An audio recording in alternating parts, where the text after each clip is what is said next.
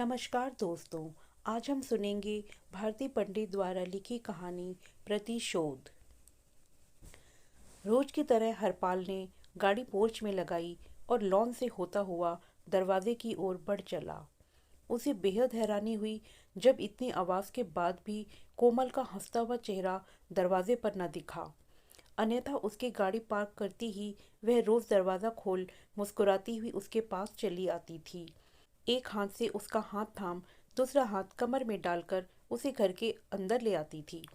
धड़कते दिल से हरपाल ने दरवाजे पर हाथ रखा। हाथ रखते ही दरवाज़ा खुलता चला गया। बैठक कक्ष खाली था। कोमल वहाँ न थी।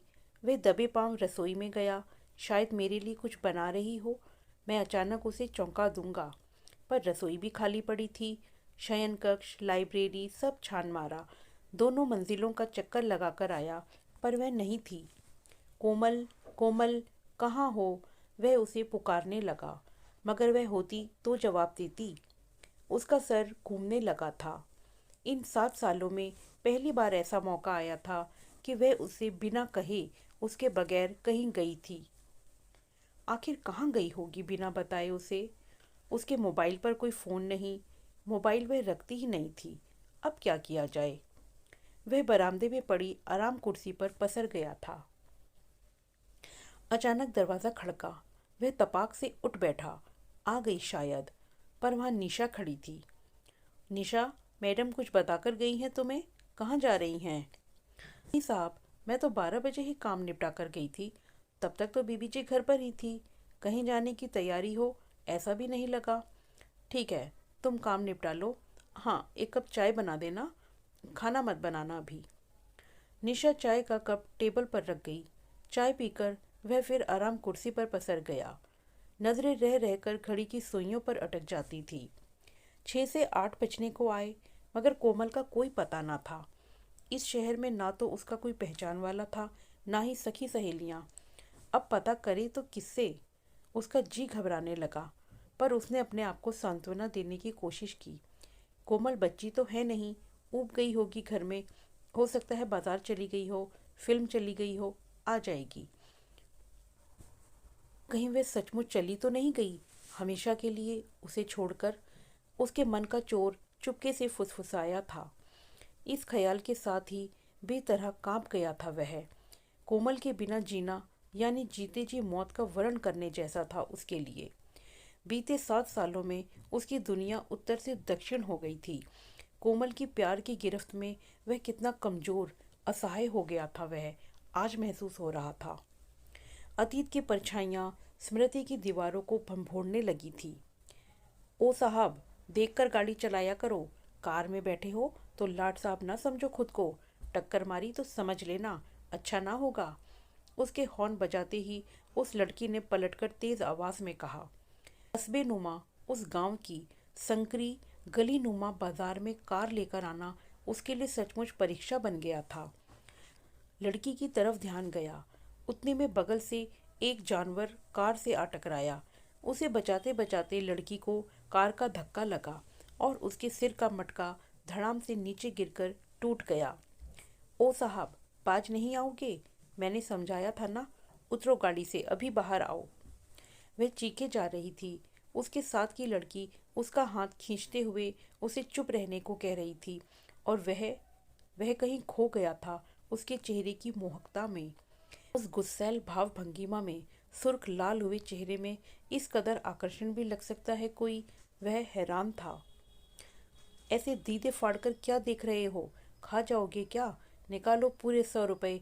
नया मटका तोड़ दिया मेरा। उसने सम्मोहन की सी अवस्था में जेब में से एक नोट निकालकर उसके हवाले कर दिया। वह अपनी जीत पर इतराती हुई चल पड़ी और वह उसकी जाती हुई छवि को निहारता खड़ा रहा।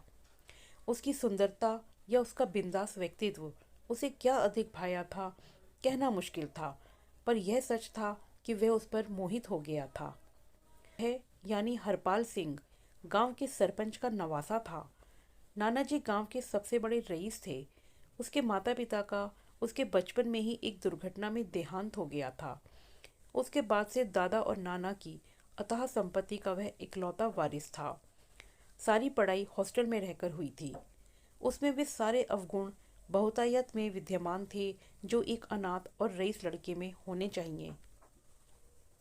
चापलूस और बिगड़े हुए दोस्त हमेशा उसे घेरे हुए रहते थे। शहर की सुंदर लड़कियां उसके आगे पीछे डोलती रहती थी।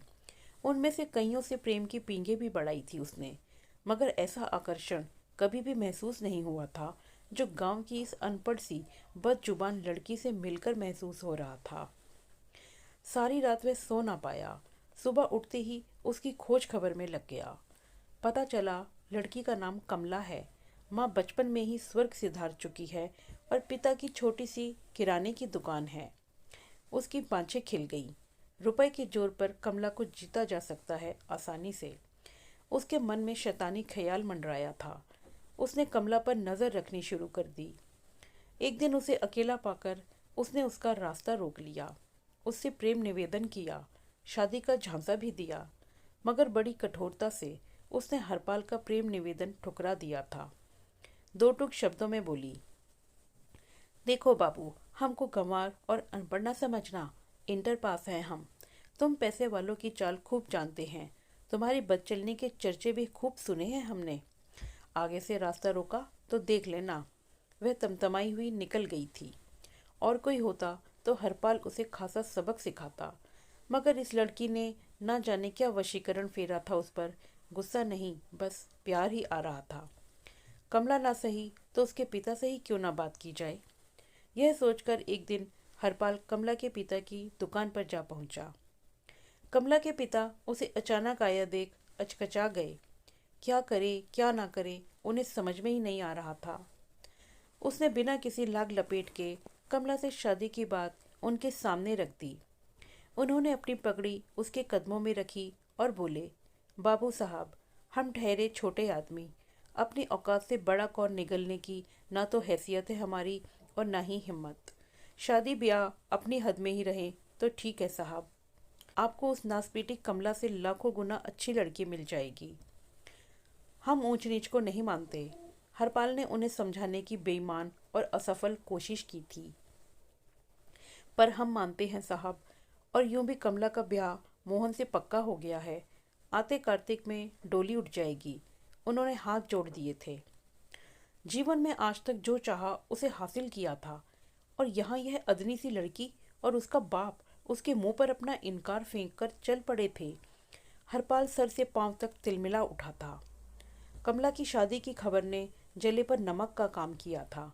अब उसका एकमात्र लक्ष्य येन क्रेन प्राक्रेन कमला को हासिल करना रह गया था।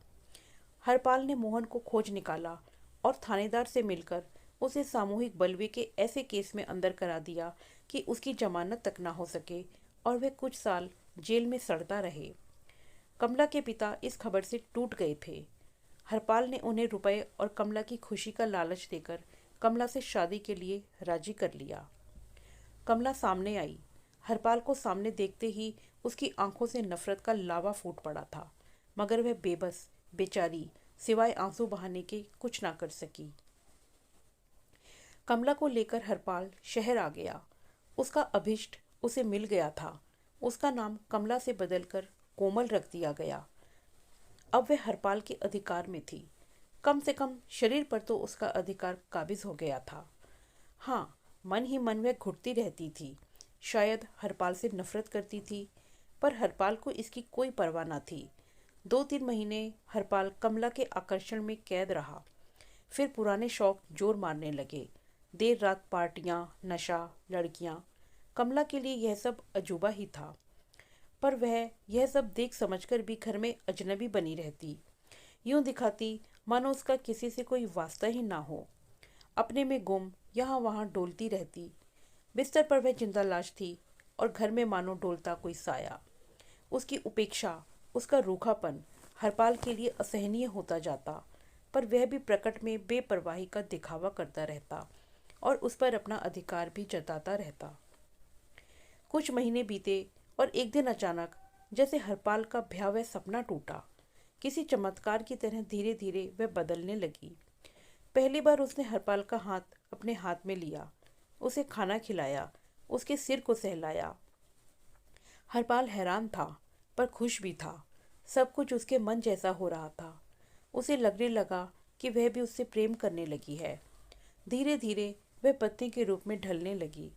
हरपाल का ध्यान रखना, घर को सजाना संवारना, खुद को व्यवस्थित करना, सब कुछ हरपाल के लिए सुखद था। और सच देखा जाए तो वह भी यहाँ वहाँ भटकता हुआ थक चुका था। कोमल की शीतलता ने उसे उसके होने का एहसास दिलाया था। प्यार की उस मुलायमियत से उसके तन मन को शीतल कर डाला था। वह धीरे धीरे दोस्तों से, बुरी आदतों से दूर होता जा रहा था। कोमल उसके जीवन का अभिन्न अंग बनती जा रही थी। उसकी सुबह कोमल के साथ होती थी और रात भी उसी के आगोश में ढलती थी। कोमल ने अपने आप को मानो निछावर कर डाला था हरपाल पर। हरपाल भी उसे किसी कीमती वस्तु की तरह ही संभालता। उसी के जोर देने पर हरपाल ने अपने कारोबार की ओर ध्यान देना शुरू किया। कारोबार को गति मिली तो लक्ष्मी छमाछम बरसने लगी। उसका श्रेय कोमल को देते हुए हरपाल ने कारोबार का एक बड़ा हिस्सा कोमल के नाम कर दिया था। काम और कोमल, बस जीवन यहीं तक सीमित हो गया था उसका। कोमल को पाकर हर दिन ईश्वर का शुक्रिया करने का मन होता था। टन टन टन घड़ी ने 2 घंटे बजाए। हरपाल हड़बड़ाकर जागा। सोचते सोचते ना जाने कब आंख लग गई थी। कोमल का अब तक कोई पता ना था। क्या करूं? पुलिस को सूचित करूं? इसी ऊहापोह में वह शयन कक्ष की तरफ बढ़ चला। बिस्तर के साथ लगी टेबल पर कोमल की मुस्कुराती हुई तस्वीर लगी हुई थी। कहाँ हो कोमल? एक फ़ोन तो करो प्लीज़। अचानक उसकी नज़र तस्वीर के नीचे दबे कागज़ पर पड़ी। उसने धड़कते दिल से कागज़ की तह खोली। पहली पंक्ति पढ़ते ही हरपाल के हाथ कांप गए। लिखा था, पाली। कोमल हरपाल को इसी नाम से बुलाती थी। हमारे बगैर परेशान होना, हैरान हो कि तुम्हें बताए बिना आखिर हम कहाँ गए हैं। पाली, आज 7 साल बाद ही सही, नाटक के अंजाम का समय आ गया है। हम जा रहे हैं, और जानते हो किसके साथ? मोहन के साथ। हाँ, वही मोहन जिससे हम खूब प्यार करते थे। वही मोहन जो तुम्हें फूटी आंख न सुहाया और तुमने उसे जेल भिजवा दिया था। हमारा मोहन वह निर्दोष जेल में सड़ता रहा और हम यहाँ तुम्हारी जेल में घुट घुट कर दिन काटते रहे। हर पल प्रतिशोध की आग में झुलसते रहे। गुस्से की तलवार से तो मारना मुश्किल था तुम्हें, सो प्यार की करारी कटार से मारा है हमने तुम्हें। तुम जो हमारे प्यार में बुरी तरह से पगलाए हुए हो, तुम जिसकी सुबह ही हमारे बिना नहीं होती, तुम जो सारी बुराइयों को छोड़कर भले आदमी बन गए हो, तुम जो अपने हर दोस्त से दूर हो गए हो। जानते हो पाली, औरत जीवन में एक ही बार चाहती है किसी को टूटकर। हमने मोहन से प्यार किया था और तुमने उसे हमसे छीन लिया, और वो भी सिर्फ हमें हासिल करने के लिए। उस दिन से हमारी हालत घायल नागिन सी थी पाली। हर दिन सालों साल तुम्हारे हाथों को अपने शरीर पर बर्दाश्त किया हमने, बस इसी दिन की आस में कि एक दिन हम तुम्हें दिखाएंगे कि किसी पर बल जबरी करने का अंजाम क्या होता है। हफ्ते भर पहले मोहन जेल से छूटा है। हम जा रहे हैं उसके साथ आज़ादी की खुली हवा में सांस लेने। हम जिस आग में सालों जले, अब वह आग तुम्हें देकर जाते हैं।